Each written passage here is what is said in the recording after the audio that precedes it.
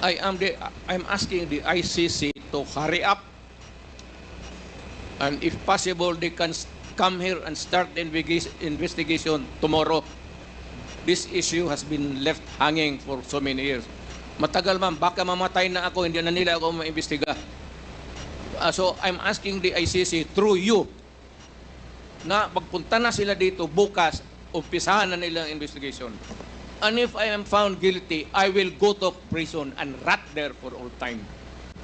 We are here as lawyers, advocates, and supporters of victims of extrajudicial killings during the time of President Rodrigo Duterte. We charge him as liable for crimes, the most heinous of which would be crimes against humanity in the acts of murder and other inhumane acts. And these acts would include illegal and wanton arrests and detention, torture, harassment, violations of the right against self-incrimination, and most critically, violation of the right against due process. He is liable under the principle of command responsibility as the most senior leader, as the commander and the superior authority over police and other state security forces. He is liable for conspiracy because of the institution of a state policy to neutralize, negate, whomever he identified as so-called quote-unquote enemies of the state under the guise of anti-drugs, anti-criminality, and anti-insurgency campaigns. He is liable as a principal by inducement or a principal by indispensable cooperation, having ensured that these killings and these crimes are committed with horrifying impunity. Po ni Joshua Lacsama na po, na nangarap lang po na isang maging gamer at napagsabay naman niya po yung pag-aaral at ang kanyang kahiligan.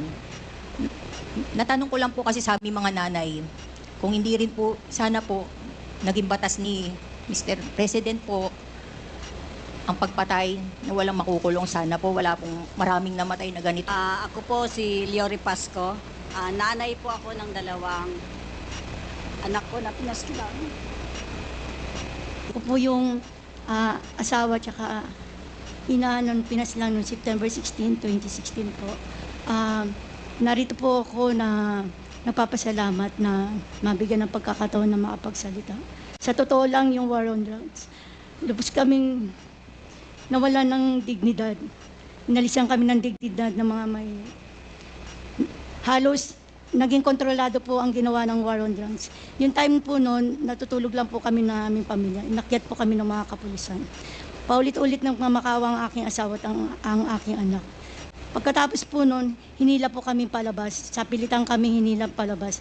At makikita mo po doon na pati yung isang anak ko po ay binitbit sa van. Tapos po noon, bigla po kami may mga narinig na putok. Hanggang ngayon, meron po tayong war on drugs. Hindi po namin nakalain, Mr. President. Today marks a significant development in our ongoing inquiry. Gusto ko yung abogado natin na nang-insulto dito sa isang member natin dito, makinig na mabuti at i-correct niya ang English ko kung kinakailangan. For the first time, former President Rodrigo Duterte will appear before this committee to answer questions posed by his members. I would like to begin by thanking him for his presence. Thank you, Mr. President, for coming here. Rest assured po that Congress recognizes your role as our former president, and we will extend to you the respect that the position deserves. Maraming salamat po. Respect, but not deference, Mr. Chairman. However, my friends, colleagues, let me draw a clear line here. While we should be respectful, we cannot be differential. Mga kababayan, watching today with us, it is important to stress that respect and deference are two different things. It is vital that we, as representatives of the people, remember that distinction, because our ultimate allegiance is not to any one individual, no matter how high their office. We answer to a power greater than any president. We answer to the Filipino people and to God. As Scripture reminds us in Romans 10:3, and I quote, "Since they did not know the righteousness of God and sought to establish their own, they did not submit to God's righteousness." Our fidelity belongs to the Lord alone. Our mission is to seek the truth, and we shall not be swayed from that path. As we have said time and time again, we have organized this inquiry with a solemn purpose to recommend avenues for justice to be served, seek accountability, and uncover the truth as we adhere to the rules of inquiries in aid of legislation. And inherent to this is our moral obligation to stop the vicious cycle of extrajudicial killings against our people who cannot defend themselves, to stop the blatant violations of our Constitution and our laws by scheming individuals and criminal syndicates, and to abate the social menace of illegal drugs. It is our sincere hope that the former President's presence here today will aid this objective, not hinder it. Today, we ask everyone here, including the former President, to speak openly and honestly, as this inquiry's goal is not to cast blame for its own sake, but to serve the cause of justice. Mr. Chairman, marahil po, hindi na ako nakikilala ng ating former President. Magpapakilala po muli ako. Mr. President, ako po si Bishop Benny Abante, ang Pangulo ng Bible Mode, Bible Believers League for Morality and Democracy, na mayroong 6,000 churches sa buong mundo. Kung naalala niyo, Mr. President, bago kayo tumakbo and you were still deciding to run, I was invited by a common friend to meet with you. And we did at the Fairmont Hotel in Makati. I hope that you would remember that. With me are two pastors. And we prayed together. I prayed for you, asking the Lord to give you the right decision to run for the presidency. I do not know you from Adam, Mr. President. But I believe in your cause. I believe in your plan. And because of this, Mr. President, I work hard to campaign for you. Many of the pastors of the Baptist community voted for you. Gusto ko pong marinig ito ng mga DDS trolls at DDS vloggers na tumitira sa amin at sinisira ang aking reputasyon. Gusto kong sabihin sa kanila, ilang boto ba ang ibinigay nyo kay former President? Ako po, Mr. President, libu-libong boto ang binigay namin sa inyo. Nagpasalamat ba kayo sa akin? Hindi. Nilapitan niyo po ba ako? Hindi. Mabuti pa, Senator Bongo, Mr. President, nagpunta sa aking simbahan at nagpasalamat sapagkat sinuportahan namin kayo at siya, Mr. President. Now, gusto kong sabihin po dito sa Quadcom na ito, ako ba'y lumapit sa inyo para humingi ng pabor? Hindi po. Ako ba'y lumapit sa inyo para magrekomenda ng justice, magrekomenda ng general, magrekomenda ng cabinet secretary? Hindi po. Hindi ako nagpunta ng Malacanang nung kayo nanunungkulan sa loob ng 6 na taon. Isang beses lang. Ako po ay nagsabi kay Senator Bongo, kung maaari na makapag-usap po tayo. Pumayag po siya. At nag-usap po tayo, if you would remember that, Mr. President. Nag-usap tayo confidentially. Ano pong ginawa ko? Binuksan ko po ang Biblia. Ipinakita ko sa inyo na walang ibang tagapagligtas kundi ang Panginoong Kristo. Ipinakita ko sa inyo ang maaaring magbago ng buhay natin, walang iba kundi ang ating Panginoon. Sinabi ko sa inyo ang nakalagay sa John 3:16, for God so loved the world, that He gave His only begotten Son, that whosoever believeth in Him should not perish, but have everlasting life. Binantayan ko ang inyong panunungkulan. Nakita ko na maganda ang plano nyo. Nakita ko po, Mr. Chair, na ayaw ng Pangulo na itong bansang Pilipinas mahulog sa kamay ng mga drug lords at drug traffickers. Maraming salamat po sa inyo. Nagsimula kayo ng war on drugs. Kami mga kapastoran, bilib po sa inyo, sa inyong ginawa. Sabi nyo, 6 months lang, kaya nyo tapusin ang war on drugs na ito. Inabot po kayo ng 6 na taon. Hanggang ngayon, meron po tayong war on drugs. Hindi po namin nakalain, Mr. President, na sa war on drugs na yan, mamamatay ang more than 30,000, Mr. President. Hindi ko akalain na more than 7,000 na mga drug pushers ang mamamatay sa kamay ng mga kapulisan at sa kamay ng mga riding in tandem. As sinabi po ng ating ibang kapulisan, at gusto kong sabihin, hindi po lahat ng kapulisan, sapagkat ang karamihan po ng ating kapulisan, mga mabuting tao at nais protektahan ang bansang ito. Pero ang ilang mga pulis pumatay po. At dito nag-testify ang ilan na mayroong reward system na inyong itinanggi nung kayo ay nag-testify under oath doon sa Senado. Ngayon po, bilang bishop po ng Bible Mode, hindi ko akalain na kinakailangan pumatay tayo na more than 30,000 people para masugpo po ang drugs sa atin. Aba, Mr. Chair, talo pa natin ang Mexico. Sapagkat ng Mexico, nakita ko wala pang 10,000 namatay. Talo pa natin ng Colombia. Naging killing fields po ang Pilipinas nung panahon ninyo, nung kayo nanunungkulan. Naniniwala po kami na dapat hindi manatili ang drugs dito sa ating lipunan. Subalit, hindi po ako naniniwala na dapat tayong pumatay ng more than 30,000 people. Dahilan dito, pinatay si Kian Alejandro. Ano ang kasalanan niya? Ang kanyang bala ay nandun pa sa kanyang katawan nung siya'y nilibing. Subalit, anong sabi ng funeral service? Siya po'y namatay dahil sa pneumonia. Pinatay po ang isang driver ng tricycle driver sapagkat sinakay niya ang isang drug pusher. Yung drug pusher pinatay, pero yung driver ng tricycle pinatay din, Mr. President. Hindi niyo po alam to. Hindi niyo po alam to. Ngayon, meron pong isa dahil sa tokhang kumatok sa isang pintuan, hinanap ang isang taong nagngangalang Pilo na isang drug pusher. Hindi nakita, pinatay, yung pinagtanungan. Yung Pilo, buhay pa, Mr. President, Mr. Chair, at naglalako pa, palagay ko, ng drugs ngayon. Hindi ko po maintindihan to. Hindi ko po maunawaan kung bakit ganon. Samantalang sinuportahan kayo ng maraming pastor ng Baptist community. Ang ilang mga kapastoran po nandito at ilang mga pastor namin nanonood ngayon at pinapakinggan ang aking tinig, Mr. Chair. Ako po ay binabas araw-araw ng mga bashers ng DDS troll, ng DDS bloggers. Minumura itong taong ito. Sinisira ang aking reputasyon. Minumura po ako ng katulad ng inyong pagmumura, Mr. President.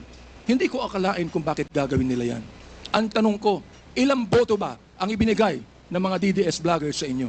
Gusto kong sabihin sa inyo, I can testify on this, na libu-libong boto ang nakuha nyo sa Baptist community at hindi ako humiling ng anumang pabor sa inyo, Mr. President. In fact, kung naalala nyo, Mr. President, sinabi ko kay Senator Bongo na nais kitang imbitahan sa aming selebrasyon ng National Baptist Day, Mr. President. Nihinto ko lang po yung pakikipag-usap na ito ni Delga sa ating presidente para po makapakinig po sa akin ng tama. Inimbitahan ko kayo. Nagpunta ho kayo, Mr. President. Doon po sa SMX, nakita nyo ang 7,000 na mga Baptist leaders na nakinig po sa inyo. Sa inyong speech, Mr. President. Oo. Doon po sa speech ninyo, sa harapan po ng mga bishop at ng mga pastor, nagmumura kayo. Pinagbigyan po namin kayo. Kahit na hindi maganda sa amin makarinig ng mura, pinagbigyan po namin kayo dahil kayo ang Pangulo at dapat namin kayong respeto, Mr. President. Andito ho ako, nakaupo sa harapan nyo. Nagpapasalamat sa pagkakataong ito na masabi ko ng buong katapatan sa inyo ang ginawa ng more than 6,000 na mga kapastoran ng Bible Mode para sa inyong eleksyon bilang Pangulo ng Pilipinas. Nung akin pong nag-file ako ng bill, Mr. President, yung pong tinatawag nating Republic Act 11897, an act declaring the second Thursday of January of every year as special working holiday to be known as National Baptist Day. Sinuportahan po ito ng lahat ng mga congressman. Sinuportahan po ito ng lahat ng mga senador. Okay. At nilagay po sa inyong opisina. Pinirmahan nyo ba ang bill na yan? Hindi po. Naging batas yan because it lapsed into law after 30 days. Pero okay lang po sa amin yun. Okay lang po sa amin yun. Yun na lang siguro ang maaaring pasalamat ninyo, Mr. President, sa amin. Bilang pagboto namin sa inyo ng mga libo-libo mga Baptist leaders at Baptist members sa buong kapuluan.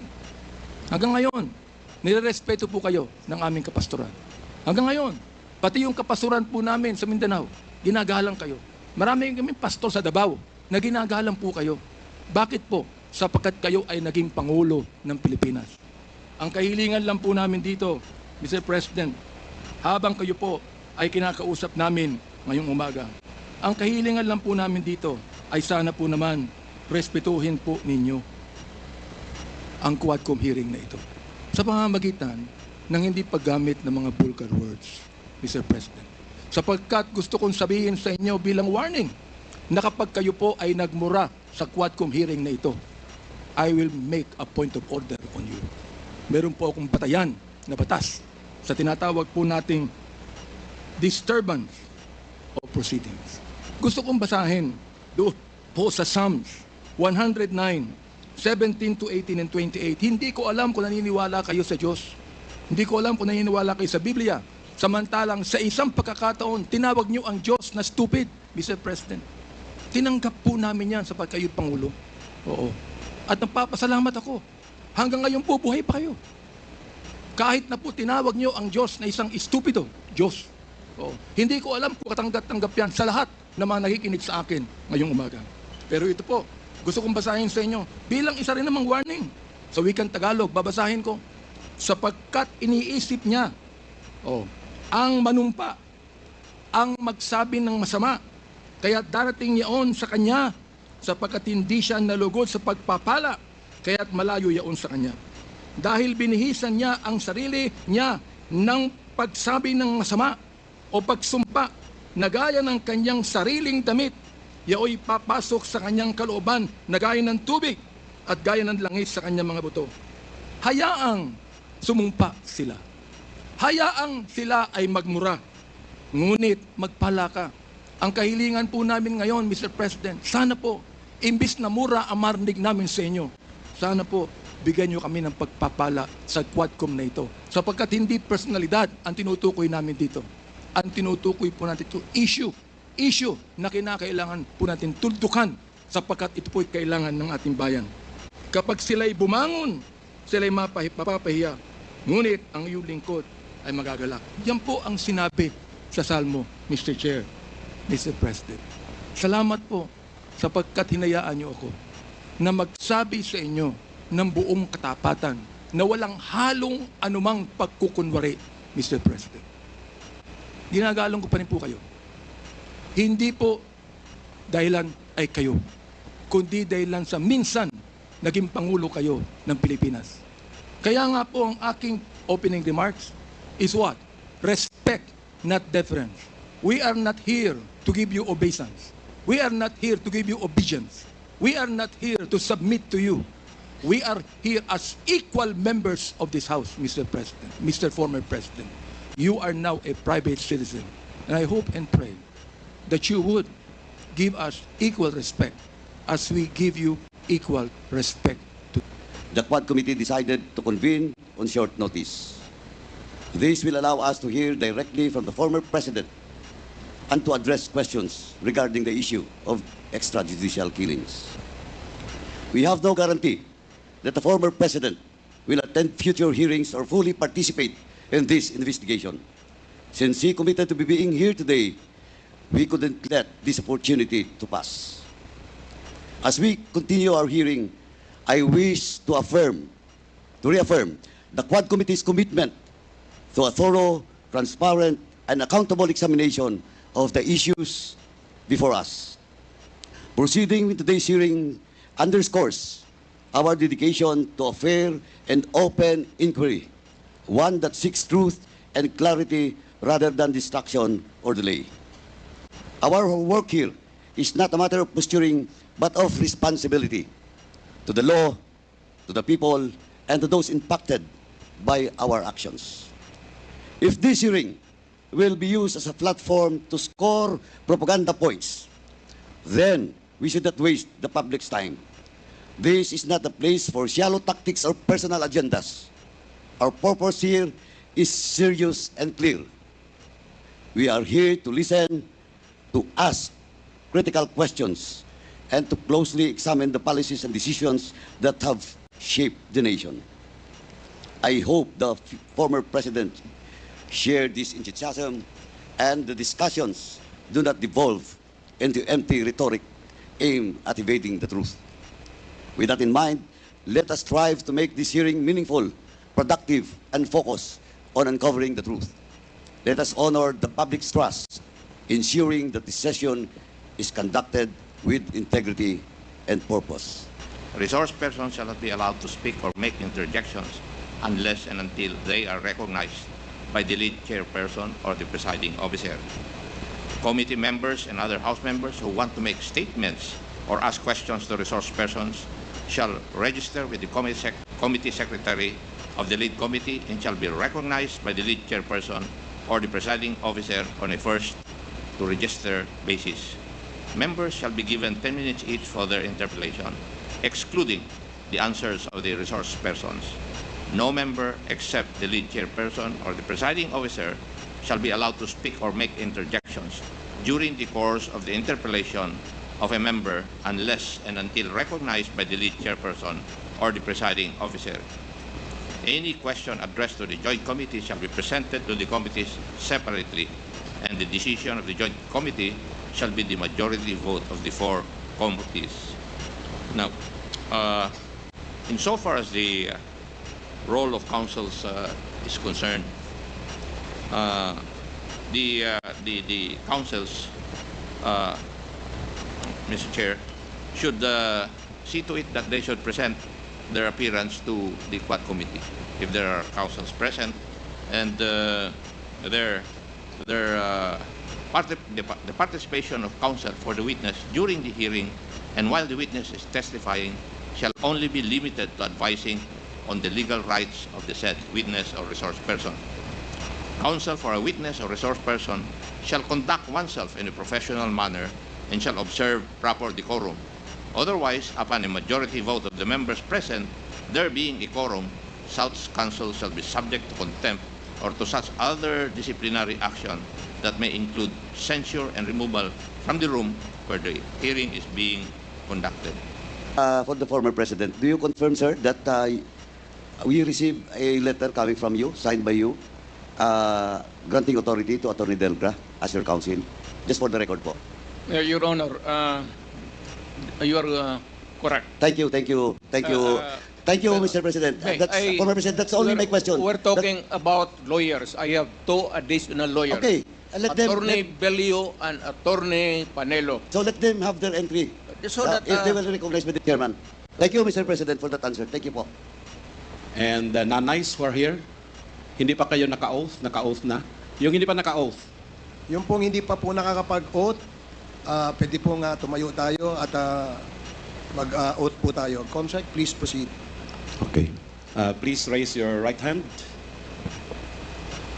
Do you swear to tell the truth, the whole truth, and nothing but the truth in this congressional inquiry, so God may help you? They said in the affirmative, sir. The oath has been administered. Thank you. Ako po ay si Father Flavio L. Villanueva, SVD. Isang pare na nakakita, nakasaksi, at patuloy na kumakalinga at naghahandog ng paghilom sa mga balo ulila na biniktima ng war on drugs noong nagdaang administrasyon. At dito ay nakita ko ang kawalan ng katarungan, kawalan ng sistema, at higit sa lahat, ang karumal-dumal na pagpatay sa mga nasalaylayan. Aldrin Pineda, bakit ako pinatay ni Omar? So Omar ay isang pulis sa Tondo. Micah Alpina, pangarap ko maging pulis. Pero pulis din. Erwin, 29 years old, ipagluluto kita ng pansit, bibili lang ako, pagbalik ko, pagdiriwang natin ang kaarawan mo. Hindi na siya bumalik at 6 na bala ang tumoda sa kanya. Naka-civilian pero kompleto sa battle gear. Si Berto ganun din. Ang huli niyang wika, papasada lang ako ng tricycle, pagbalik ko, pagdiriwang natin ang birthday mo, mahal. Kung nagkaroon ng kawalan ng sistema sa pag-imbestiga, nagkaroon ng sistemang pagpatay sa kanila. Mahigit 200 ang kasama ko sa baba. Lahat sila may kwento.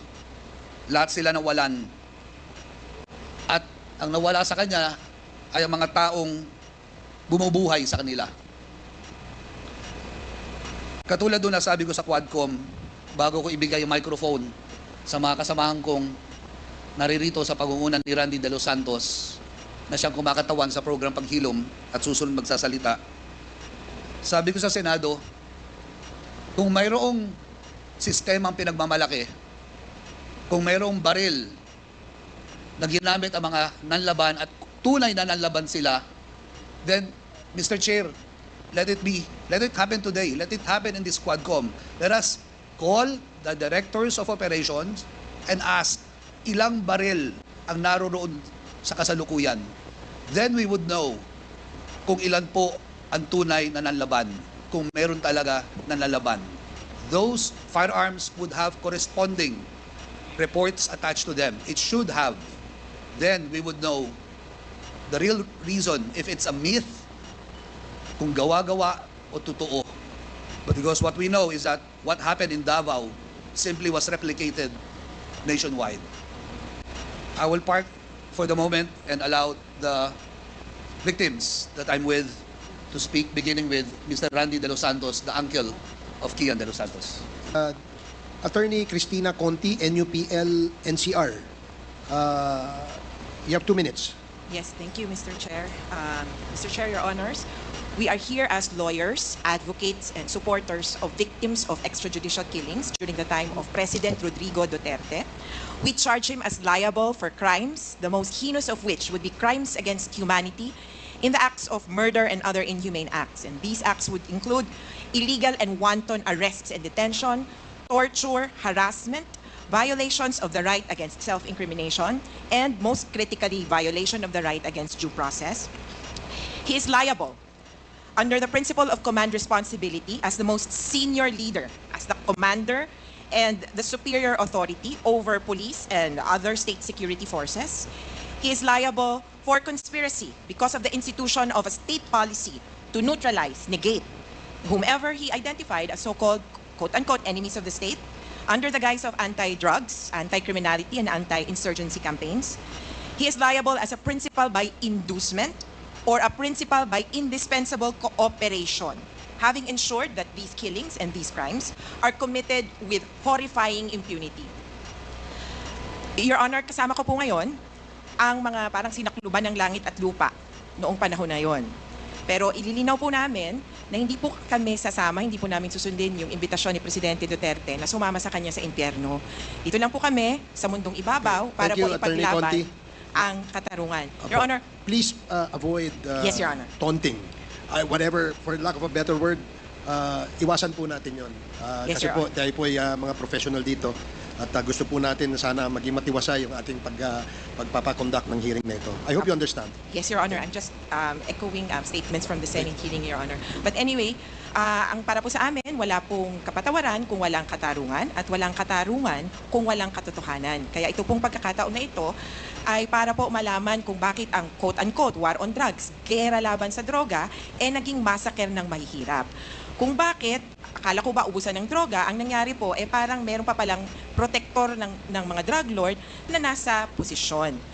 At nandito po ang ating mga biktima para isalang po sa ating pong komite at sa investigasyong ito kung ano nga ba ang tunay na nangyari at kung sino ba ang dapat managot.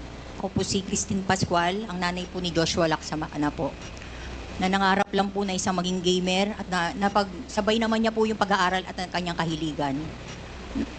Natanong ko lang po kasi sabi mga nanay, kung hindi rin po, sana po, naging batas ni Mr. President po, ang pagpatay na walang makukulong, sana po wala pong maraming namatay na ganitong. At lalo din po kami nasaktan ng kalooban nung time pong nalaman namin na may reward. Parang ganun lang po, napaglaruan yung buhay ng mga mahal namin sa buhay. Kaya, kay biro man po o hindi, ang nasabi niya pong batas niya, hindi rin po maganda sa amin, kamukha namin mga mahihirap. Kaya lang po lumalakas din ang loob namin, ito na lang po yung paraan sa kamukha namin mga mahihirap, kung paano po manawagan sa inyo at buksan po ang puso nyo. Na hindi po biro hanggang ngayon ang nararamdaman namin. Nagmahal lang po kami ng mga pamilya namin, kaya ganito po kami lumalaban. Hindi sana magkakaroon ng ganitong maraming namatay ko, na disiplina po agad ang ginawang batas po ng ating presidente. Ako po si Leory Pasco. Nanay po ako ng dalawang anak ko na pinaslang. Ano po yan? May 2017. Ito po ay isang security guard at ito naman po ay binata. Ang masakit po ay 4 po yung naiwan. Mahirap po sa amin talaga na hanggang ngayon po ay walang hustisya dahil po wala talaga pong masusing investigasyon para doon po sa mga pinaslang. Kaya nagpapasalamat po kami sa ganitong pagkakataon dito po sa binigay sa amin sa Quadcom na makadalo para po maipahayag namin kung anong nangyari po sa aming mga mahal sa buhay na pinatay na lang po ng ganon-ganon na lang po na wala pong tamang proseso po ng pag-iimbestiga. Kaya po isang ano rin po na kahit alam po namin talaga sa aming kalooban na talagang siyempre natatakot po kami. Pero ngayon po ay nakaharap na po namin si Presidente Duterte at sana po ay hinihiling namin na talagang lumabas po ang buong katotohanan na para po magkaroon na ng katarungan ang lahat po ng mga pinaslang, hindi lang po ang aking anak, kundi po lahat po ng mga pinaslang nung panahon ni Pangulong Rodrigo Duterte. Ako po yung asawa tsaka ina nung pinaslang noong September 16, 2016 po. Narito po ako na napapasalamat na mabigyan ng pagkakataon na makapagsalita. Sa totoo lang yung war on drugs, lubos kaming nawala ng dignidad. Inalisan kami ng dignidad ng mga may halos naging kontrolado po ang ginawa ng war on drugs. Yung time po noon, natutulog lang po kami na aming pamilya. Inakyat po kami ng mga kapulisan. Paulit-ulit ng mamakawa ang aking asawa at ang aking anak. Pagkatapos po noon, hinila po kami palabas. Sa pilitan kami hinila palabas. At makikita mo po doon na pati yung isang anak ko po ay binitbit sa van. Tapos po noon, bigla po kami may mga narinig na putok. Yung time na yun po, halos paulit-ulit po kami nagmamakaawa na mag-ina na makapasok po doon sa bahay na yun. Pero wala po kaming nagawa dahil marami pong mga pulis na yun. Halos pinatay po yung ilaw doon po sa iskinita namin. Pagkatapos po noon, nung nadala po sa hospital yung aking asawa at anak, may lumapit po na mga kapulisan. Hindi ko po alam na soko po yun tsaka funerarial na po yun. Yung time na yun, hindi pa po napapaslang yung asawa at anak ko. Nandun na po yung mga pulis na yun. At yung funerarial na yun na kala ko po mga pulis po yung kasama po nila. Halos naging kontrolado po yung ginawa nila no na yung ginawa po nila yun ay hindi po tama. Kaya narito po kami na sana po mabigyan ng hustisya kami mga biktima. What's the question? What is the question? Can you repeat the question? Mr. Chair, sinabi niya po na full responsibility. So, Mr. Chair, totoo ba yan? Correct. Very correct. Since I was a president, and there was this, until now, serious problem about drugs, I had to issue or make a policy statement about drugs. At all that happened, yung nangyari pursuant to my order to stop the drug problem in this country, akin yun. Akin na akin yun. Ako ang nagbigay ng order kasi ginawa nila illegal or legal, akin yun. Thank you, Mr. Chair. I take full responsibility for it. Thank you, Mr. Chair. Yun po yung tanong ko. Yung families of innocent extrajudicial killings, kayo din. File the case in court. Mr. Walang Chair. problema. Nandiyan ang korte. Yes, Mr. Chair. Second question ko. Responsable kayo kasi polisiyan nyo yon. Kumbaga, tatak Duterte. Dahil polisiyan nyo rin yan, tama ba? Sa Davao. Nung nasa Davao pa kayo. Tama ba na tawagin po itong Davao model or Davao style? Mr. Chair? I cannot control the semantics. Mr. Chair, yes or no? of the- Davao style. Do not ask me to answer yes or no. You are not an investigator. Mr. Chair, tayo po ay nasa investigasyon kasalukuyan, Yes, Mr. but you Chair. are not an investigator. Why are you asking me to answer Mr. yes Chair, or no? tinatanong ko lang naman.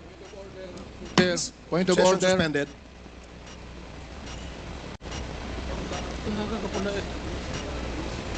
Point of order, Mr. Chair. Ano ka, pulis? Napakasimple lang po ng tanong ko. Tinatanong ko lang po kung yes or no, Davao style ba yung inyong modelo. Mr. Chair, ayaw niya sagutin. So, Mr. Chair, hindi ko maintindihan yon. I'm What is sorry. your personality, Your Honor? If I may, Secretary Bello, we normally, the committee does not allow the counsel of the witness to speak because the role of the counsel is limited only to counseling his client on his rights. Hanggang doon lamang po. But we cannot ask you to answer any questions that will be asked by any of the members. And that is what Thank you, is in Your the Honor. rules. Thank you, Your Honor. Actually, I'm not answering the question of Congresswoman Rosas, Your Honor. My point is, Your Honor, to allow this resource person to finish his answer. Okay, we will do that. Thank you, Attorney Bello. Thank you, Your Honor. Thank you. Congressman Brosas,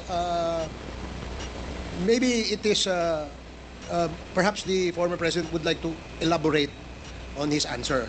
We may ask questions that is answerable by yes or no, and as much as possible, we would ask the resource person to say, only answer yes or no. But if he wishes to elaborate, and as long as it is germane and related to the answer to your question, we will allow that. But Yes. we will make it very, very short.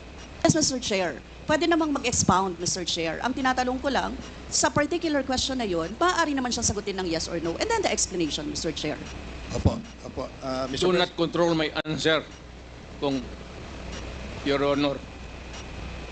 This is not an inquisition. It is a democratic process of investigation. Okay, thank you, Mr. President. Chair, ang tanong ko, sinasabi nyo rin na ang war on drugs ay talagang utos nyo. Diba? Pag sinabing war on drugs, Duterte yan. Sa inyo na nadikit yan. Unless, eto po, tanong na pwede nyo i-expound. May iba kayong gustong itawag doon?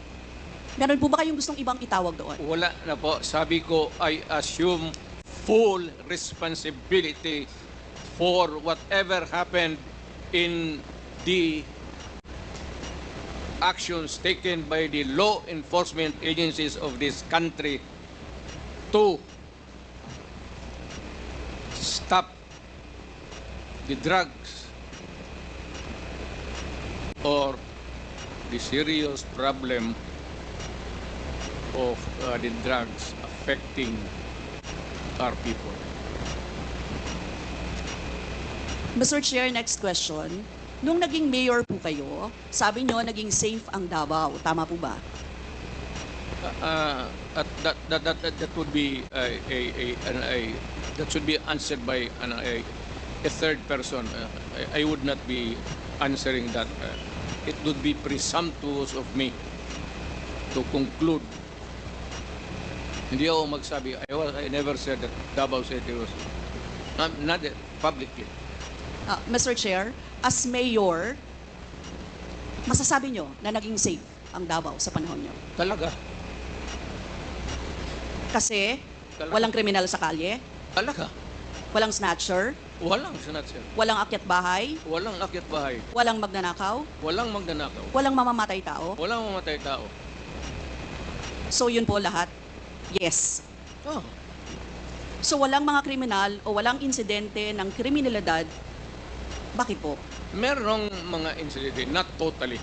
It could be a dream of a city not to have any criminal incidents or violence. Pero overall, Davao City was safe. If the test or standard would be that a citizen of the city can walk all over the city and men and children can go home safely, unmolested, undisturbed. That was the standard that I gave to the police of Davao City. Mr. Chair, I would like to ask, no? Hindi ba nagkandamatay sila sa panahon na yun? Marami po. Sino-sino po ang mga pumatay? Wala akong listahan yan, ma'am. We have to go to the... Tawag nito. Hindi ko bit-bit. Ang bit-bit ko lang ko yung... Hindi. Mr. Chair, I would like to ask again, no? Sa inyo po, na karanasan, kayo mismo ba pumatay? Ako? Marami. Mga 6 o 7. So Ewan what- ko kung natuluyan yung, hindi ko na follow up sa hospital kung natuluyan. Quote ko lang, ipaalala ko ulit, Mr. Chair, kasi mula din ito sa Senate hearings, ano. I-quote ko lang po kayo, in Davao, I used to do it personally, just to show to the guys that if I can do it, why can't you? Correct. Sinabi niyo po yan sa mga business leaders sa meeting sa Manila. At kung paano niyo ginode ang mga police officers to gun down suspects. Tama po ba? Yes, if they present a violent resistance. That's the only thing that you can kill the criminal if you are personally in danger of losing your life too. Ito But ba- hindi mo pwedeng patayin yung criminal nakahandcuff o nakatali. Hindi trabaho ng lalaki yan. Ito pong second, Mr. Chair, na quote, kayo rin ito. And I'd go around in Davao with a motorcycle, with a big bike around, and I would just patrol the streets looking for trouble also. Manila Times po ito. I was really looking for a confrontation so I could kill. Sinabi niyo po ito. Yes. Nagdadasal po ako, nagmumotor ako na may mag-hold upper dyan. At kung maabot na kita, talagang patayin kita. At kung basta kriminal ka. Wala akong pasensya sa kriminal. Pagka lumaban, patayan.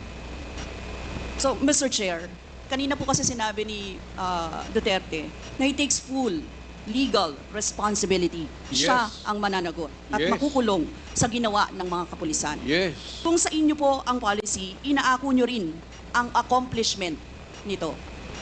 Yung Naku. lahat po, kasi kung naaalala ko, sa war on drugs, yung mga accomplishment, may nahuli, nagbebenta, gumagamit, gumagawa ng droga. Lahat yan.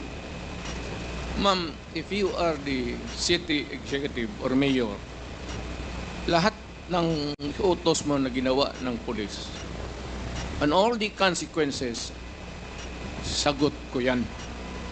Pati ang ginawa ng pulis, sagot ko yan.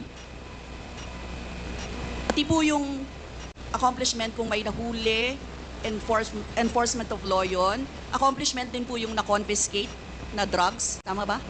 Lahat ng trabaho ng pulis, because you are the mayor, inutos mo yan, and the consequences, or sometimes an incident can go right and go wrong. Protektahan ko yung pulis kasi ako ang mayor. Hindi magtrabaho yung pulis, matakot yan kung hindi mo bakaban. So lahat ng trabaho ng pulis, nung ako'y mayor, for the longest time, akin yan. So, Mr. Chair, alam niyo po ba kung ilan ang arrested sa mga drug operations at how much ang drug na na-seize nung time na yan? Ma'am, I was not notified in advance that I have to make an accounting for the arrested persons in Davao City. That is, I would not want to. That would not be a proper question. For a Mr. Chair, resource sabi person. niyo yung accomplishment report sa inyo yan. Accomplishment, yes. Accomplishment is another thing. But you see, to ask for the number of arrests or killings, that would be a stupid question. Mr. Chair, sinabi po ninyo na aakuin nyo lahat. Eh di syempre may accounting din kayo, Mr. Chair. At kabisado nyo, kahit nga kabisado ninyo kung ilan ang hinuli, ilan ang pinatay, ilan. Dapat may accounting kayo, Mr. Chair. And I believe, Mr. Chair, noong 2017, correct me if I'm wrong, may President's Accomplishment Report kayo. Yes, ma'am. Mr. Chair. Tanungin kita, where were you the other day at 4 o'clock in the afternoon? Point of order, Mr. Chair. Yan nga sinabi ko. Yes, may I remind our resource person, Mr. President, maaari po ay wag po, iwasan po natin magtanong sa ating po mga membro. Please answer the questions lamang po at refrain from asking questions to the members of Congress. Yan po ang nakasaad sa ating rules. Please continue, Congresswoman Brosas. Thank you, Mr. Chair. I'm sure alam po yan no, ng former President kasi siya ay naging miyembro din ng Kongreso, Mr. Chair. Yes. Yes, Mr. Chair, 2017 President Accomplishment Report meron, sinabi nyo rin naman. Ngayon, Mr. Chair, kung ganon, handang mag-cooperate ba ang dating Pangulo sa lahat ng investigations na gagawin, Mr. Chair? All investigations. What do you mean by lahat? How many investigations do you think that I have to participate? Nagtatanong to lay the predicate. Okay, sige po. Para hindi tayo mawala. Sige po. Congresswoman Brosas, I hope you can consider the opinion of the resource person by laying the predicate before you ask the question directly to the former president. Yes, Mr. Chair. Mr. Chair, siguro, tatanong ko na lang diretso, Mr. Chair. Yung former president ba ay willing na mag-cooperate sa investigation sa ICC? Kaugnay dito? ICC, ma'am. I'm asking the ICC to hurry up. And if possible, they can come here and start the investigation tomorrow. This issue has been left hanging for so many years. Matagal, ma'am. Baka mamatay na ako, hindi na nila ako maimbestiga. So I'm asking the ICC through you na magpunta na sila dito bukas, umpisahan na nila ang investigation. And if I am found guilty, I will go to prison and rot there for all time. Mr. Chair, balikan ko lang yung isa ko pang tanong, Mr. Chair. Ito sa Senate hearing dito, Mr. Chair. Sinabi ni former President Duterte, encourage the criminals to fight. Encourage them to draw their guns. Yan ang instruction ko. End of quote. And the only way na hindi kayo makulong and to justify the killing is bigyan mo talaga ng panahon na lumaban. Tama po ba? Yan ang sinabi ninyo. Yes, because that would be justified kung lumaban. Yan, kasunod pa lang po yung Ang question ko. utos ko- Ang question ko po ay bakit nyo ine-encourage yung kriminal na lumaban? Para medyo maminus-minus ang problema sa syudad ko. Kung may kriminal dito na 50, kung mapatay ninyo yung 30, di 20 na lang, hindi na masyado problema dyan sa akin. Ibig sabihin, Mr. Chair, hindi mapaparusahan ang nakagawa ng krimen in self-defense. Hindi man siya. Kasi alam naman trabaho ng police, ma'am. The policeman should know when to kill and when to injure. Hindi naman kailangan sabihin, ma'am. May elements naman ng self-defense. Alam niyo yon, Mr. Chair. Not self-defense, man. Performance of duty. Performance of duty, but And elements of connected self-defense. with that performance of duty is self-defense. So, Mr. Chair, ano yon? Ang what? Elements of self-defense, Mr. Chair. Self-defense is when you defend yourself to avoid injury, serious, or you die. That is applicable also to a policeman who is performing his duty because the policeman has to confront, ang civilian has to iwasan. But a policeman, a law officer, if you are a law officer, you have to confront the criminal.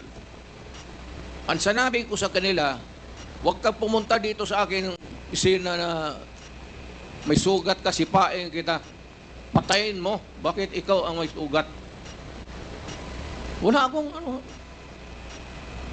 My language is brutal and raw for criminal. Wala akong pasensya, ma'am. I've been a prosecutor for 9 years. Talagang sinabi ko, pag hindi na mahinto yan, patayin mo na yan. Huwag mo nang pabalikin niya dito sa opisina ko. Thank you, really Mr. want Chair. to know the truth. Ganon. Last two questions, Congresswoman Brosas. Yes, Mr. Chair. Mr. Chair, gusto ko lang sabihin na sa elements of self-defense, first, dapat unlawful aggression. Second, reasonable necessity of the means employed to prevent or repel it. And third, lack of sufficient provocation on the part of the person defending himself. Mr. Chair, now I would like to direct my question to sa victims po, si Christina siguro at si Lori or si Mary Ann, ano? Mr. Chair, ano po yung sirkumstansya or kalagayan ng mga nangyari sa pagkapatay ng inyong mga mahal sa buhay, Mr. Chair? Hanggang ngayon po, mahirap pa rin po sa kalooban namin. Ang mahirap lang dun kasi yung mahirap ka na tapos may mga pinagdadaanan ka pa po na ganito na hindi basta-basta na nahihimpasan ng ano, kumbaga araw-araw, puro sakit ng loob, dasal, kung ano ba yung pinaglalaban namin ito. Salamat po. Mr. Chair, tatanong ko lang, ang susundan ko lang yung tanong ko. Ang tanong ko kasi ay, nagkaroon ba ng self-defense? Parang ganyan di ba? Ang Nanlaban. nangyari. Nanlaban ba yung Yun po inyong... ang sinabi nila sa akin na nagkamotor po yung bata na wala namang motor, na hindi marunong magmotor. Yung pong nanlaban, yun po yung sinabi nila sa akin na nakipag-anuhan po daw ng baril. Pero ano ang nalaman ninyo sa investigasyon? Laban ba? Well, Meron bang unlawful aggression? Meron bang reasonable necessity para i-employ or i-prevent or i-repel yun? Meron bang lack of sufficient provocation mula sa parte ng tao na dinidepensahan yung sarili niya? Sa lahat po ng mga nalaman ko po, dahil wala na rin naman akong ganun kaalaman ng ganyan po, lahat po yun gawa-gawang kwento po at wala rin pong napakitang ebidensya na nagsasabi ng katotohanan na nanlaban po yung bata. Si Nanay Yori siguro.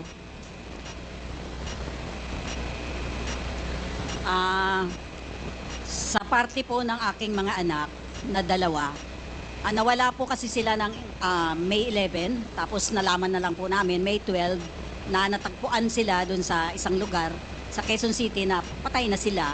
Kaya kumbaga, doon sa balita, yun yung napanood ng anak ko na sabi nga daw ay police operation. Pinaghahabol daw sila ng mga pulis hanggang sa nahuli sila at pinagbabarel.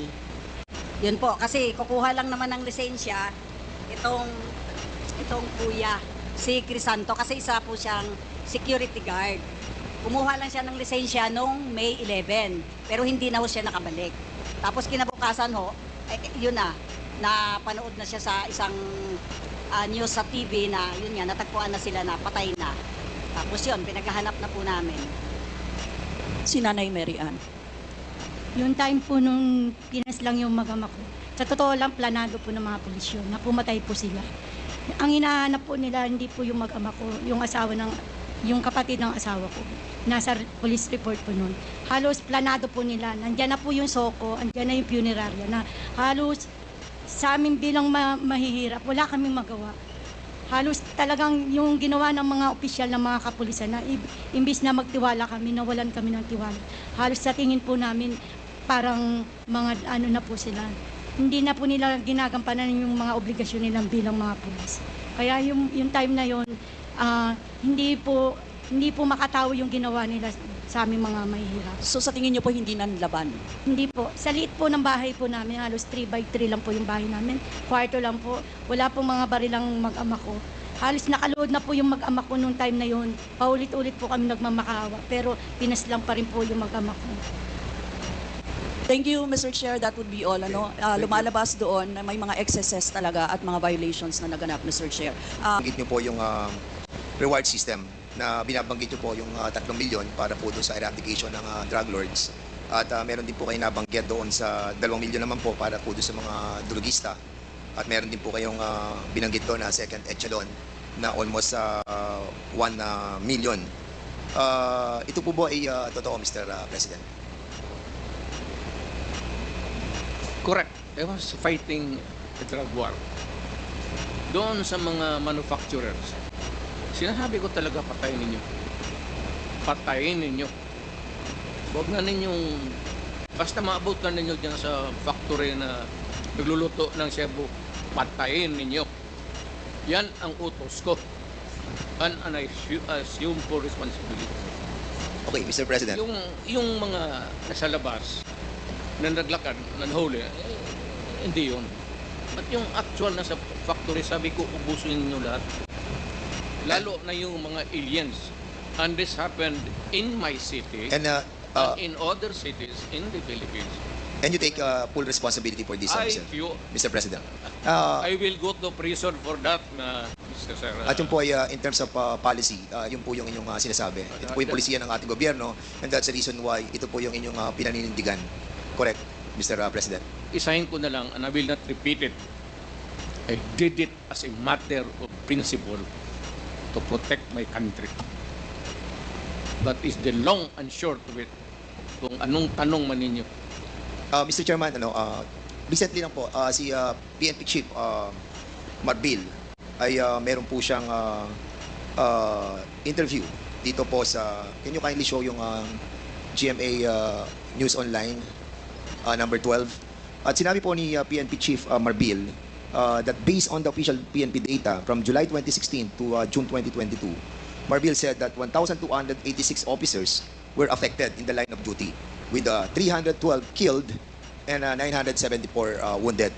And at the same time, sabi niya po, Mr. President, Mr. Chairman, that these police officers carried out their responsibilities with dedication and often faced considerable risk to ensure public safety. Many officers endured not only physical harm, but also found themselves entangled in legal and administrative challenges. 214, Mr. President, ng mga officers ng PNP faced 352 criminal cases during this period. And according to him, that while the promise of support was made, many officers continued to face consequences largely on their own. Dinagdag pa po niya, Mr. President and Mr. Chairman, that 195 officers were dismissed over the period of 6 years. There are also 398 cops facing dismissal for various reasons. More than 20 police officers are currently in detention right now, Mr. President. The PNP chief said that numbers remind us that the impact of the anti-drug campaign was deeply felt by our police force as well.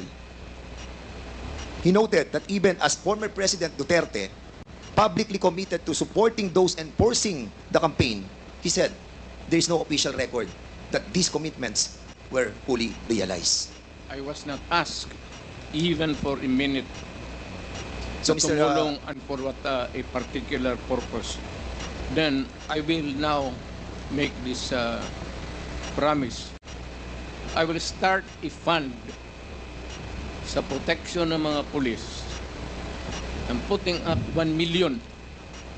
Paghahanap ako, meron akong 1 million. Hindi ako kung meron million lang, magbubula ako, sabihin ko wala. Mr. Chairman. I'll start. Yeah. But I'll raise a fund para tulungan yung mga pulis. Mr. President. And I will personally appear in court. Ako mismo ang mag-defense counsel nila. Mr. Chairman, Mr. President, 2 days ago you have mentioned that wala po kayong pamasahe papunta po dito. And I'm pretty shocked that you have 1 million in your account to help our policemen. And we salute you, Mr. President, for that. And for being honest, that you will be... That 1 million is for my... Wait po, Mr. President. Mr. President, I'm still on the floor, Mr. President. Excuse me. Mr. President, Mr. Chairman, yung pong 1 million na ipagkakalo po ninyo will go a long way.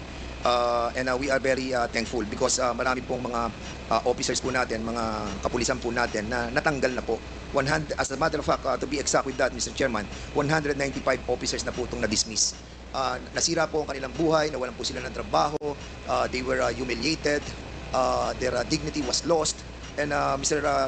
Chairman, Mr. President, that 1 million will go a long way. I will hand to you the 1 million. Point of order, Mr. Chairman. Before this. Point of order, Mr. Chairman. What is the rule that was violated? What is the point of order of Congressman The Paduano? former president is speaking without the recognition of the chairman. And please, Mr. President, former president, you know the rules. It was read by Chairman Acop. And being a former congressman, you know the internal rules. Let the members of this committee finish the question before answering. That's my first point of order, Mr. Chairman. And I hope the former president understand. Nakalimutan The rules. ko na yun. Yung rules na yun. Oh, now, I now want you. Hindi Pinapaalala ko ako, po. I'm not, Now again, I am Mr. not- Chairman. Chairman, Hearing suspended. the former president is Hearing speaking. suspended. Kasi po, before we start the interpellation, malinaw po na it was discussed to all resource persons and even to the members, the rules in this committee. And the former president is keep on violating that rules. Sabi ko na nga, he was then a former congressman and he knows the rules. Please respect this committee, Mr. President. And please, once again, that was my first point order and I hope it will not happen again. Please wait for the recognition of the chairman before you speak. Thank you, Mr. Chairman. Thank you, Congressman Paduano. Your manifestations. Mr. Chairman. Now we will now proceed with Congressman Dan Yes. Fernandez. Mr. Chairman. Wait for the chair to recognize you first, please. I'm sorry, Mr. Chairman. Ulitin Sige po. Okay. Please wait for the chair to recognize you before you speak. Now you are recognized, Congressman Dan Thank you, Fernandez. Mr. Chairman. Mr. Chairman, ang nabanggit po dito ay 195 officers were dismissed over the 6 year period. Ang tanong ko po, Mr. President, bakit ngayon nyo lang po ipagkakaloob yung 1 million samantalang na-dismiss na po ito pong 195 officers? I do not have the records. Sir, Wala po. hindi ako Polcom. So, hindi ko alam yan.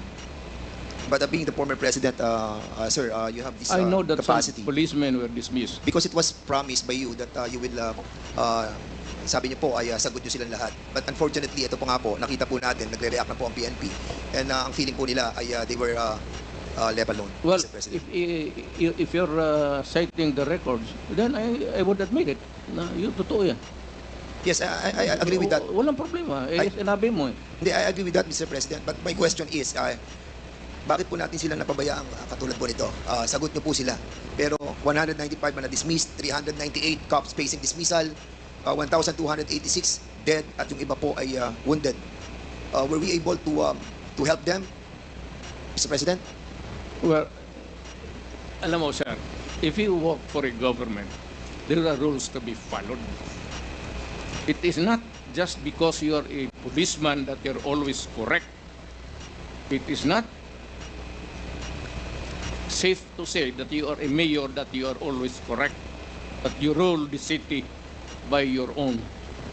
Maraming nagkakamali, and there must be a reason for their dismissal. There cannot be a dismissal without a lawful ground. Kung napaalis yan, sir, meron talagang kasalanan. Hindi mo pwedeng basta i-dismiss mo lang yung pulis. But Mr. President, Pero ako, pro-police talaga ako. Yes. Pinoprotektahan ko talaga ang pulis. I understand, Mr. President. But you made the promise, Mr. President, that sagot niyo sila. Sagot ko. And yun po ang problema natin, Mr. President, Mr. Chairman, that after 6 years, ngayon lang po tayo magbibigay ng tulong para po sa kanila. Hindi.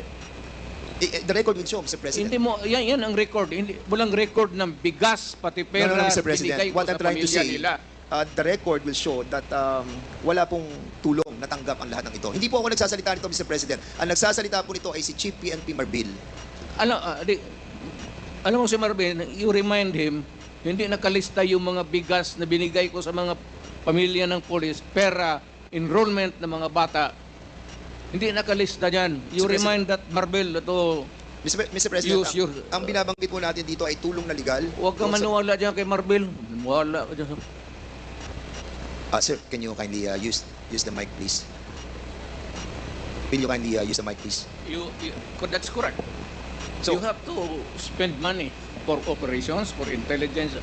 Alam mo, sir, if I will be allowed to explain, ang isang pulis, at magtanong ka dito after this proceeding, magpunta ka ng anong istasyon. Ang pulis, hanggang sweldo lang yan, pati equipments, office materials. Pero mo sabihin mo yung pulis na may sariling fund for an operation day-to-day to follow up cases sa mga criminals, wala, sir. Magtawag ka ng saan yung pulis dito ngayon. Magtanong ka, pagkatapos dito. Yan po ba, Mr. President? Kailangan... Go ahead, sir. Go ahead, sir. No, go ahead, sir. Kailangan punduhan mo talaga ang pulis. Lalo na if there is a serious crime, kidnapping, ikaw talaga ang pipinance niyan. Walang pera ang pulis na mag-follow up kung saan dinala yung victim. Kung they have to spend money or else you end up with nothing. And sometimes pag yung time limit na binibigay ng kidnapper hindi na masunod, pinapatay nila. That's why it's a race against time. Kaya ako, pagka ganito, bas kung na presidente ako, pag yung mga may kidnapping, ako talaga ang nagbibigay ng pera. At ang order ko sa kanila, sir, nandito na lang rin tayo. Pag nahuli ninyo, patayin ninyo lahat. Huwag ninyong dalhin sa... Sir, pupunta ng presuhan niya, papakainin ko pa yung mga... Mr. President, thank you so much for refraining yourself from speaking bad words. Sir. We appreciate that. No? Nakikita po namin na talagang pinipigilan nyo ang sarili nyo. Takot ako sa inyo, sir. Hindi po, sir. Natutuwa po kami dahil nga nagiging maayos po yung ating usapan po, sir. Sir, kasi po may... Sweating hands, oh. Takot talaga ako sa inyo. Kami rin po, malamig din po kamay namin dahil... Mr. President, medyo nabanggit din po dito ni General Bato during that time that siya po ay tinatanong ni Senator Grace po na sinasabi na sino magdi-disperse dun sa Office of the President. At may sinasabi po si General Bato, sino po ba yung sinasabi na assistant na magdi-disperse po ng pera para sa reward system? Yes. Sino po, Mr. President? Hindi ko na sinong kahiro doon. Kasi may sinasabi po si General Bato na tao na magdi-disperse ng pera from the Office of the President. Sino po yan, Mr. President? Hindi ko na alam talaga. Pagka ganung police operations, actually, it's an official, it's not a hidden item there. Kunin mo doon sa kahira sa baba na police operation Mr. President, lahat naman yan police operation. It cannot be funded by, it cannot be, a police operation cannot be funded by private money. That is not allowed by law. pero during the time that you were, during one of your interview, Mr. President, I still remember that you have mentioned that yung pong pera na galing po sa donation ng inyong pong campaign funds will be utilized for the reward system. You mentioned that, and I saw the video. And that's a private money, Mr. President. Yes, pero galing sa akin. Hindi na private money. Kasi natanggap ko yan. Ano na ako, nakahawak ko na the money was already when I was in the official na ako. But in accordance with the rule of COMELEC, yung excess money po na ginagamit po natin sa kampanya must be returned back to the COMELEC, Mr. Chair, to the donors, Mr. Maniwala President. ka yung... Hindi, yun po sinasabi ng COMELEC, Mr. President. And yun po yung batas natin po dapat sundin. Tanungin kita, sinong kandidato nagsauli? Sir President, you cannot ask question. We will be the one asking question. That's why I said... Kasi po kami po nakakatanggap po. Because Mr. President, I still have the floor. Mr. President, kasi po ako pag nakakatanggap, kakaunti lang po yung nabibigay sa ating donation. So kulang na kulang pa po. And we believe that you have mentioned that excess money was utilized for the reward system. Is this true, Mr. Public President? interest. To protect public interest. Kaya nga po, Mr. President, Yes. na-utilize po yun. Yung sa, Yes, correct. Thank you, Mr. President. Mr. President, binanggit po natin, isa sa mga pronouncement din po ninyo, that in no matter, sabi niyo po, that you won't apologize to the thousands of people who died and families who suffered because it is your belief that it's worth killing drug addicts and pushers. Dahil nga sa sinabi niyo rin yung don't destroy my country because I will kill you. Nabanggit niyo po ito, Mr. President. And would you also agree with me, Mr. President, that there are so many forms and ways how to destroy a country? Again, sir? There's a lot of ways to destroy our country. Is it correct? There's a lot of ways, Mr. President. Maraming paraan para wasakin po ang ating bansa. Of course. Di ba? Hindi lamang po ang pagsugpo sa illegal drugs. As a matter of fact, Mr. President. Rebellion. Yes, correct. Yung pong tinatawag po nating economic saboteurs. Yung pong mga sumisira ng ating kalikasan. Yung mga nagpapasok ng mga illegal, yung mga smuggling sa ating pong mga costume. Yung pong mga droga na pinapasok, yung mga illegal na bigas, yung pong mga asukal at iba pa. And at the same time, Mr. Chairman, yung corruption also. And at the same time, Mr. Chairman, ito po tinatawag nating conniving with the different enemies. These are forms and elements in destroying our country. Mr. President, your pronouncement that don't destroy my country because I will kill you. Does this pertains to all of these elements, Mr. Hindi naman. Sir, I was really particularly worried because yung droga kasi ang target yung mga bata. Hindi tayo. Ang droga na distribute dyan sa mga high school, dyan sa mga ano, kung ang next generation ng Pilipino puro bangag, at marami nakikita mo dito, marami ng opisyal natin sa gobyerno, nakikita mo mga bangag. Alam mo na kung sino ang bangag. Tinatawag nila. Kaya ako, sir, I'm just being, I was being a father of the city. But talagang galit ako sa kriminal. Yes. And would you Naggalit ako sa kriminal. And would you agree with me, Mr. President, that doon po sa inyong war on drugs, yung mga reported, majority of those that were reported killed on war on drugs, were not really all drug addicts and pushers. Would you agree with me? Well, because some of those who are really Collateral. in trafficking are not marunong eh. Those in trafficking sa drugs, may utak yun. Yun sila ang nag-traffic ng drugs. And they avoid taking drugs because alam nila na kung malulong sila sa droga, hindi na nila magamit yung utak nila. Mr. Kaya, President, yung yes. sinabi nila na hindi lahat drugista, tama yun.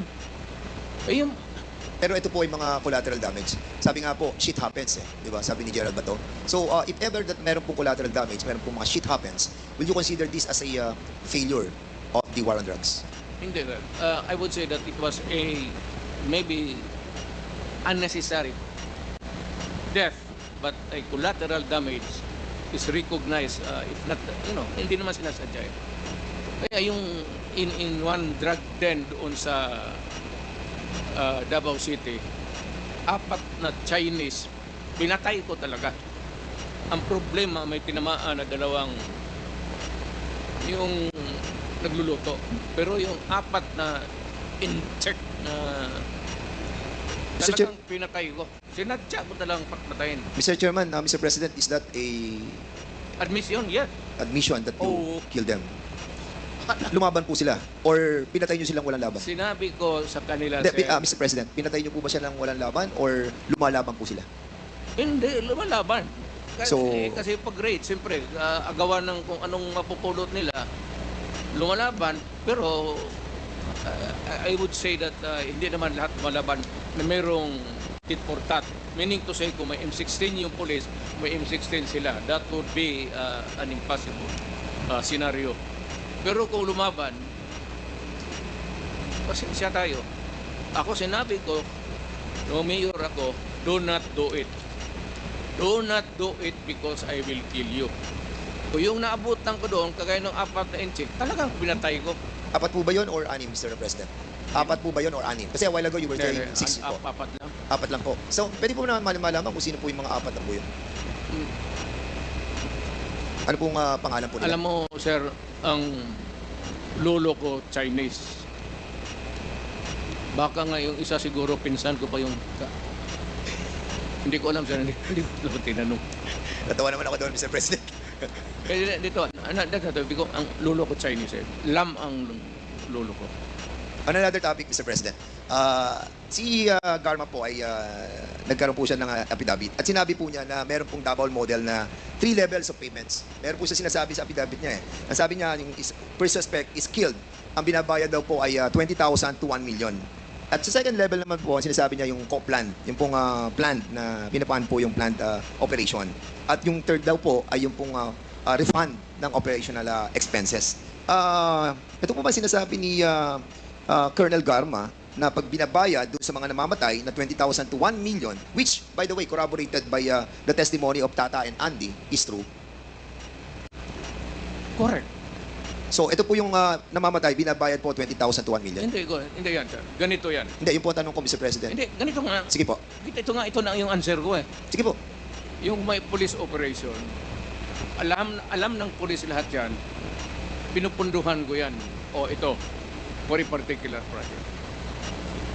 Pagka na-accomplish nila yan, sir, may sobra, magsabi ang police officer o lead official, sir, may sobra, hindi na ubos yun. Hindi na yan. For the boys. Yan, sir. Okay, yan, sir. Yan, Mr. President, in some interviews you have mentioned that, and you have spoken about the reward system. And sinabi nyo, patay o buhay? Patay, better. Buhay, okay lang. Correct. Yes, so ibig po sabihin ay mas okay sa inyo kapag patay. Mas maganda kung patay, sir. And that's the reason why we are trying to encourage our citizens to kill all those addicts. No, not addicts. To kill the criminals. Not addicts because addicts are victims of the criminals running the drug syndicates. Mr. Mali yan, sir. Mali yan. Mr. Mali President, yan, kasi there is a report na nagsalita po kayo noong July 1, 2016 that was covered by The Guardian. At sinabi niyo po dito, if you know of any addicts, go ahead and kill them yourself as getting their parents to do it would be too painful. I am talking of the drug manufacturers and drug dealers. That is a... So mali po I to. don't know who wrote it. I am not bound by it. Huwag mong ano yan, sir. Hindi ko trabaho yan. Get it from my mouth. Because I was the Hindi, man. ano po to, Mr. President, live, ano po to, interview po. Ano po to, Talagang video? sinabi ko, pero hindi tama yan. Eh, nasa video po, Mr. President. Sinabi hindi addict, sabi ko drug dealers and drug pusher. Bakit mo patayin yung addict? Dali mo sa ospital. It's common sense. Ang polisiya po ng ating pong gobyerno, yung pong neutralization, illegal drug personalities nationwide, kailangan po siyang ma-neutralize. And as a matter of fact, ito po ay issued ng Memorandum Circular Number 16/2016. And according to General Gamboa, when I heard it in the Senate, sabi niya confidential po to. At nakakaalam lamang po ay yung mga commander. As a matter of fact, yung po sinabi niyo, commander, yung mga chief of PNP ng DDS. Bakit po siya naging confidential, Mr. President? Again, sir, what's the question? Bakit po kaya naging confidential yung pong utos na negation and neutralization of all those personalities sa illegal drugs? Standard yan, sir. That is standard. Hindi naman minano ng pulisya ng there is a directive. It is confidential. And if there is a list, it cannot be made public. Not even shown to anybody, pati sa yung mga... Kasi Mr. President, kung negation and neutralization, alam naman po natin, according nga kay Chairman Abante during our discussion, na ang meaning po ng negation ay patayin, neutralize, patayin. So, is there really an intent to hide this and make it confidential in order the lower ranks ng ating kapulisan na hindi po malaman yung inyong kautusan? I will admit na ang order ko yung mga drug manufacturers, pati yung mga big time drug distribution, patayin. Hindi ko, I will not deny it.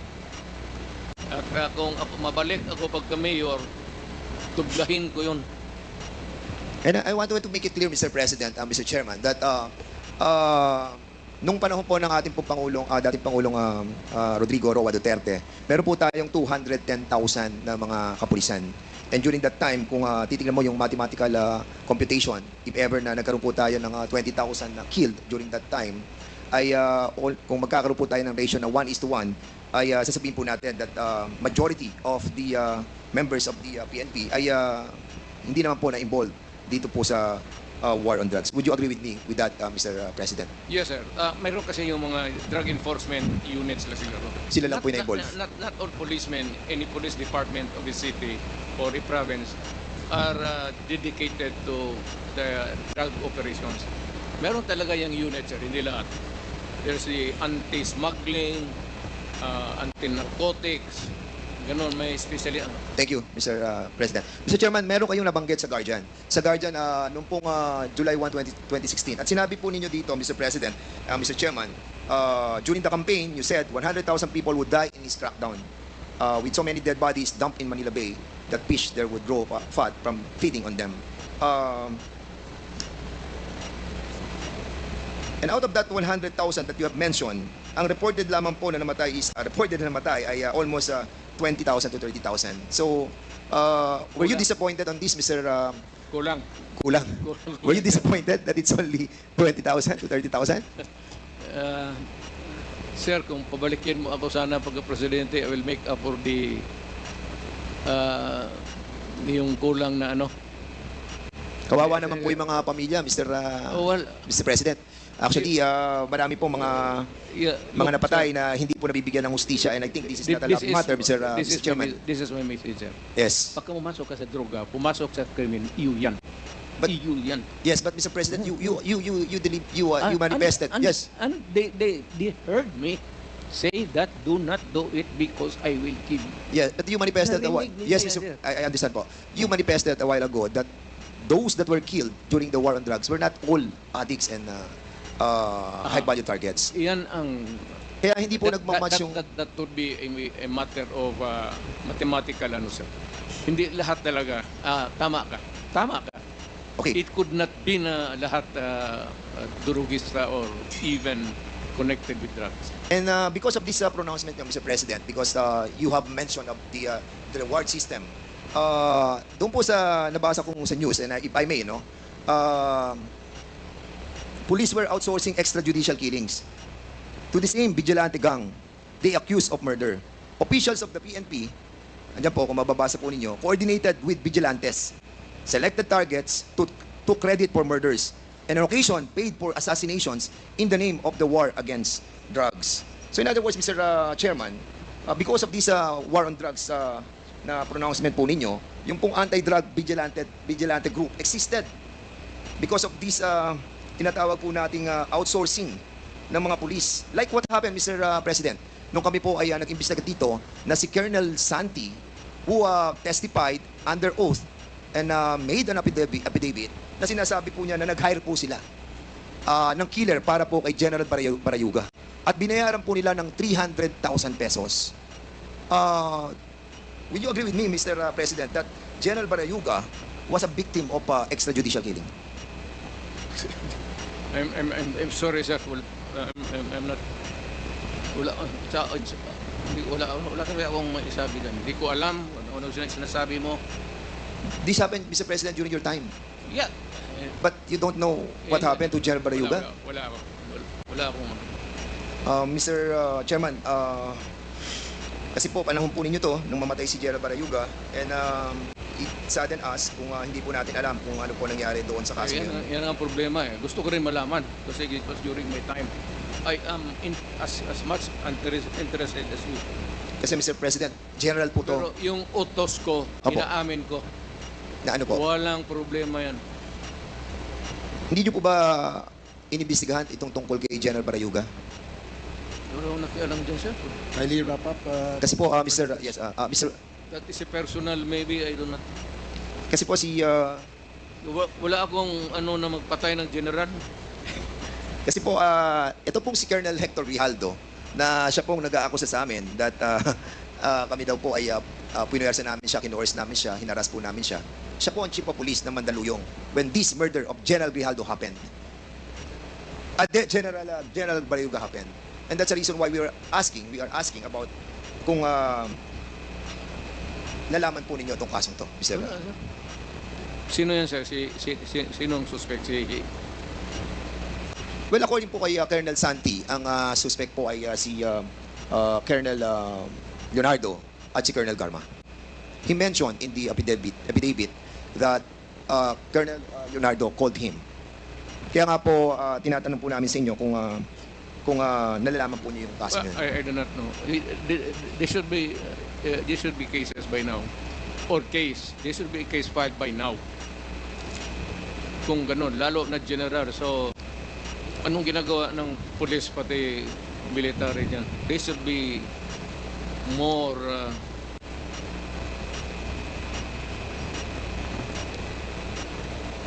more active.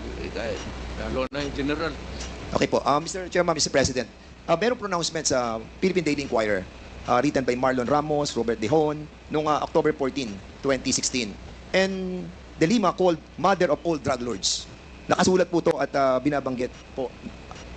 Naniniwala po ba kayo that si Secretary De Lima ang mother of all drug lords? Who said it, sir? According sa report ay mga tao po natin sa Malacanang Sino, si Director Ruel Lasala and Reynaldo Esmeralda, former NBI officer in charge ng Department of I Justice. would like to congratulate them for making the statement. Secretary De Lima, would you agree with the statement of the former president that you are the mother of all drug lords?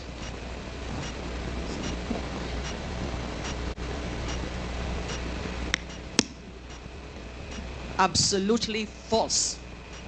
That is a fictitious, bogus allegation against me.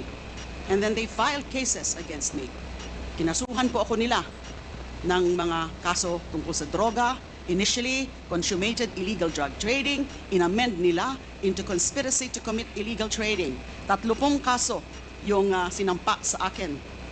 Absuelto na po ako dun sa 3 dahil wala po akong kinalaman sa illegal drugs. Kasama lang ho yan sa naging propaganda nila. Kasama lang ho yan dun sa mga para meron silang isang figure, a prominent figure, at si Senador De Lima ho yun noong 2016, na doon ang magiging atensyon ng bansa, atensyon ng mundo, na itong babaeng ito ay the mother of all drug lords, the beloved drug trade queen. Ano pong nangyari doon sa mga nag-akusa sa akin, yung mga beloved convicts, mga nung una, yun ang mga sabi nila, kung ano-ano mga sinabi nila na nag-raise funds ako. Pero kinalaunan, binabawi ho nila yung kanilang mga akusasyon against me. I was cleared of all 3 drug cases. I underwent the whole process. Dumaan po ako sa buong proseso kahit mahirap, masakit para sa akin. Kinulong ako ng almost 7 years na hindi na po nila yan mababalikan dahil sa pagkagalit nung pinaka-mastermind nung pag-persecute sa akin na inimplement nung kanyang Secretary of Justice, si Vitaliano Aguirre. At meron pang mga ibang handlers na siyang mga kumausap dun sa mga nagtestigo against me. So that is absolutely false. That is a slanderous accusation against me. Thank you po. Mr. Chairman, Mr. President, meron po ako nabasa na news observer noong 2017. At ito po news article tungkol kay Las Cañas, who claims he was a former DDS leader and personally killed about 200 people. Sinabi niya po sa Senado, the squad was formed under the guise of an anti-crime unit within the Davao Police. He says, given the task of the team was, he says, given the task of eliminating hardened criminals and later political opponents and journalists critical of Duterte's rule. He alleged regularly took direct orders from sa inyo po about who to kill and how to dispose of the bodies. Las Cañas claims those shocking words, throw them in the ocean or in the quarry, bury them, make sure there are no traces of the bodies, were spoken by Duterte at one of the dozens of alleged meetings with the DDS. The police hit squad was paid based on the value of the targets, he says. So, Mr. President, ang tanong ko po, totoo po ba ang sinasabi ni Las Cañas? Gano'n nyo po ba katagal nakakilala ang taong ito? Storyteller yan, sir. Si Raulo. Pero matagal nyo na po siyang kilala? Pero later on, maybe because sa karaming pinatay niya, hinabol siya ng mga kalag. What's kalag in? Espiritu. Ang espiritu ng pinatay niya. Medyo bungog ngayon. May 3 dekada nga po ba siya na nagsilbi sa inyo? Kasi binabanggit niya dito, in his more than 3 decades of service, admitted that he was blindly loyal to the cause and saw his work as a noble form of public service. Mr. President, for a while, we were risking our lives for the welfare of the majority of the people. I felt that I was serving the country for the greater good. Yun po yung kanyang parang naramdaman nung ipinaglalaban niya yung 200 people na kanyang pinatay dahil naniniwala po siya sa nobility ng kanyang sinasabi po ninyo na this is being done because of public service. I am now... Yes, sir. May hero complex yung buang na yan. Sino man maniwala ka na istorya na gano'n? Meron pa po siya sinasabi, Mr. President. Ito, last na po to, na sinasabi niya, he tells one particular incident. No? Medyo worrisome po ako talaga dito because meron po yung binabagyat against this. That has given him nightmares for years. In 1996, Las Cañas and his team were ordered to kill an alleged criminal, his pregnant wife, and his 4-year-old son, who were all in the same vehicle at the same time. I attempted to rescue the 4-year-old boy, Las Cañas claimed. But according to our team leader, since the boy had seen our faces, he could recognize us in years from now and identify us. It was on the personal order of Duterte, he claims, that they disposed of the family. Mayor Rudy approved the recommendation of our task force commander in front of us to erase, meaning to kill everyone. That was his specific order, that he okay with it, provided it would be clean.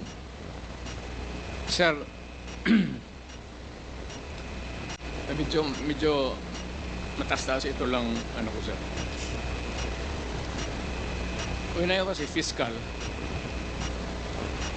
kukunti lang yung sweldo. I got married,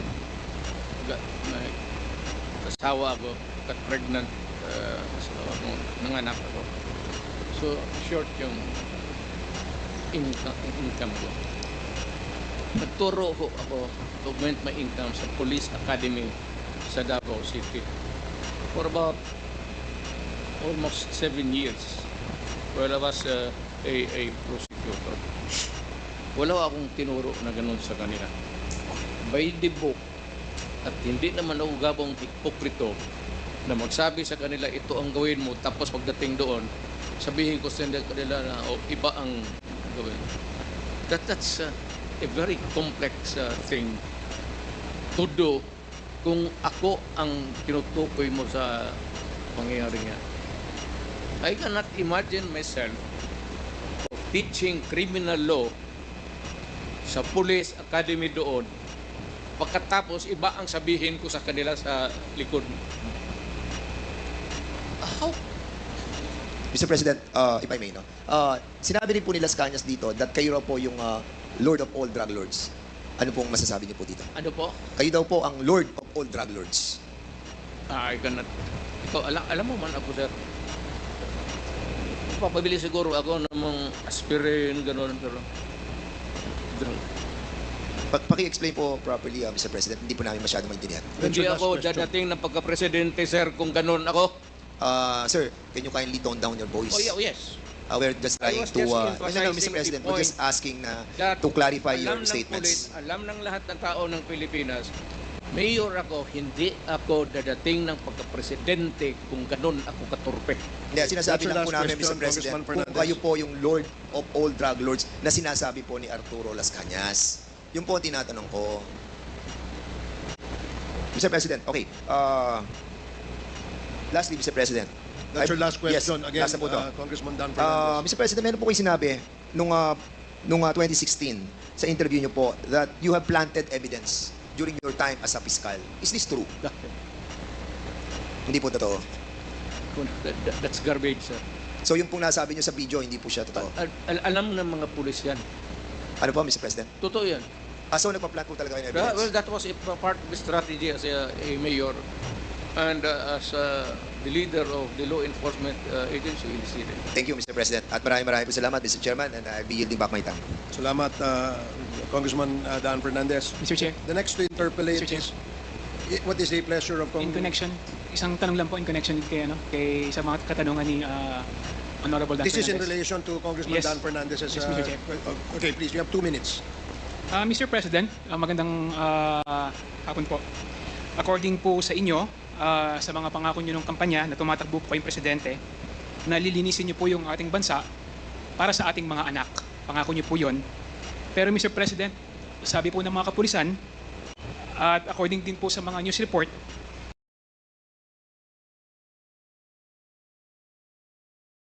as a result of your war and drugs. Ang tanong ko po, Mr. President, is this to you still a collateral damage? What is your basis what's the basis of your statement? Mr. President, according po sa mga report po ng kapulisan at saka sa news report, meron Particular report are you referring to? katulad po sila Ron J. Furio na bumibili ng barbecue sa Santa Ana. Where? At sa Santa Ana po, Manila, nabaril po ng dalawang riding in tandem targeting local government councilor Roberto Cudal. At meron din po isa rito, si Danica May Garcia, targeting her grandfather Maximo Garcia. Isa rin po sa known na suspect na nagtitinda ng droga, Mr. President. So what's your question? Ito rin po bang mga bata na ito na nadamay at namatay dahil sa gera po sa war and drugs, do you consider din po ang mga kabataang ito na collateral damage? Damay pala, collateral damage. If they were not the intended target, what can we do? Can you control the direction of the bullet which comes out of the barrel of the gun of the police and it will hit a person, go through the body of that person and hit another person? Kaya Mr. President, alam mo, kaya nga po Mr. President, do you consider them as collateral damage? Yes or collateral no? damage. Wala tayong magawa. And do you take responsibility para po ba sa mga ito? Well, of course. If it is the job of the police doing his job, may collateral damage na tama, akin yan. Bakit po? Hindi naman ang bala, hindi naman namimili yan eh.